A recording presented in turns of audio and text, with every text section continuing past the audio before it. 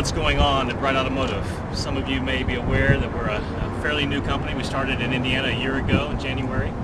We launched the company based on the principles of doing the right thing in the transportation sector, leveraging some of our experience of our team, which is strongly experienced in advanced automotive technology, electrification of vehicles, sustainability, and fuel efficiency that provides a positive business model to customers that would purchase the vehicles.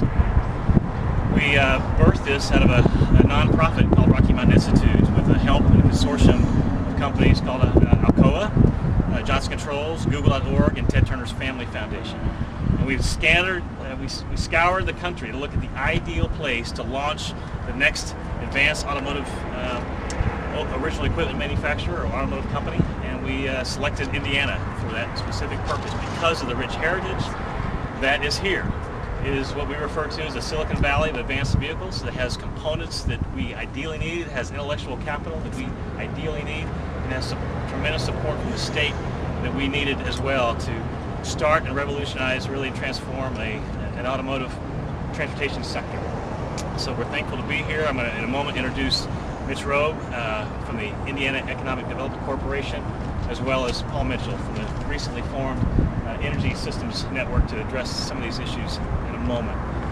So a little bit more about what's going on at Bright. We have completed our first concept vehicle. We've named it the Idea, and the idea is that it's a 100 mile per gallon vehicle that customers want to buy. The customers we're targeting are very specific, and they're very excited. They've had a lot of input into the vehicle. It's the leading aerodynamic vehicle in its class. It's the leading fuel efficiency, obviously, in its class. It'll be stellar in crash and safety and warranty and all the issues that go along with a highly qualified, premium quality, high durable transportation product that we're all used to have here in America.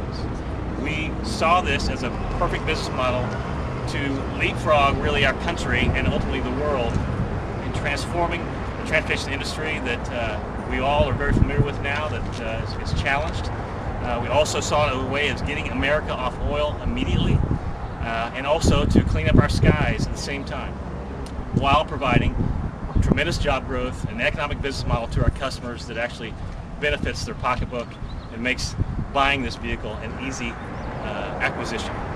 So we're thrilled to be able to bring all this now to culminate this in what we call the Idea, and we're headed to Washington, D.C., which is the trailer behind me kind of indicates.